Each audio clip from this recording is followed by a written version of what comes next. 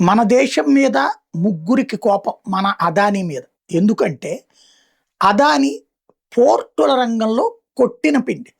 ఇప్పుడు ఎల్ఎన్టీ వాడు కన్స్ట్రక్షన్ రంగంలో కొట్టిన పిండి. మహేంద్ర వాడు వాహనాల తయారీ రంగంలో కొట్టిన పిండి. వాళ్ళు అలాంటి మార్కెట్ ప్రపంచంలో ఎక్కడున్న క్యాప్చర్ చేయడానికి ప్రయత్నిస్తారు. మనవాడు ప్రపంచమంతా విస్తరిస్తుంటే మనం సంతోషించాలి. ఎందుకంటే పోర్టు ఉన్న చోట ఆర్థిక వ్యవస్థ మీద ఆధిపత్యం వస్తుంది, ప్లస్ మనది చలామణి అవుతుంది. మన అదాని వెళ్తే అదాని ఒక్కడే తినడు, అది ఈ దేశానికి పన్నుల రూపంలో అదే వస్తుంది. మన వాళ్ళకి అక్కడ ఉద్యోగ ఉపాధి అవకాశాలు లభిస్తే కొంతమందికి, ప్లస్ అక్కడ వాళ్ళకి ఇస్తారు. ప్రపంచవ్యాప్తంగా ఎక్కడ పోర్టులు లీజుకు వస్తున్నా, అమ్మకానికి వస్తున్నా కొనే వ్యవస్థలో అదాని ఒకడు. సరే, మోడీ మీద ద్వేషం, అదానీ మీద ద్వేషంగా, దేశం మీద ద్వేషం, మన వ్యాపారవేత్తల మీద ద్వేషంగా మన దగ్గర మారుతోంది ఒకవైపు. ఇక్కడ ఈ ఏడుపు ఉంటే మన దేశంలో ఉన్నటువంటి కొంతమంది మానసిక ఉన్మాదుల యొక్క చేష్టలు అట్లుంటే, అమెరికా యూరప్ దేశాలకి మనవాడి మీద కడుపు పండుతున్నది ఏంటి?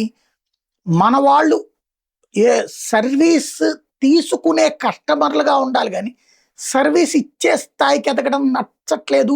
ప్లస్ అలాంటి వ్యాపారం చేసే డీప్ స్టేట్ వాళ్ళతో పోటీ పడటం నచ్చట్లేదు. వాళ్ళకి పోటీ లేనప్పుడు తక్కువకు వస్తుంది, మనవాడు పోటీ పడడం వల్ల ఎక్కువ అవుతుంది. ఇది యూరప్ నాటో దేశాలకి నచ్చటం లేదు. మన వాళ్ళ మీదన, మన మీదన, అదాని మీద నచ్చకపోవడం, ఇండియా మీద నచ్చకపోవడం. చైనా వాడికి అదే కడుపుమంట. చైనా వాడు ప్రపంచవ్యాప్తంగా ఇప్పటికే యూరప్ దేశాలలో అనేక పోర్టుల్ని చైనా కంపెనీలు లీజుకి తీసుకోవడం లేదా కొనడం చేస్తున్నాయి. వాటితో పోటీ పడుతున్నాడు కాబట్టి అదాని మీద వాళ్ళకు కూడా కోపం. కానీ ఓవరాల్గా లెక్క చూస్తే అదాని ఒక అరడజన్ తీసుకుంటే చైనా వాడు 28 పోర్టులు ఇప్పటికీ యూరప్ దేశాల్లో తీసుకున్నాడు. ఇంకా తీసుకుంటూనే ఉన్నాడు. అసలు ఆక్రమించుకునే శక్తి కలిగినటువంటి వాడు, భవిష్యత్తులో అమెరికా యూరప్ దేశాలను గ్రిప్లో పెట్టాలనుకుంటున్నవాడు చైనా.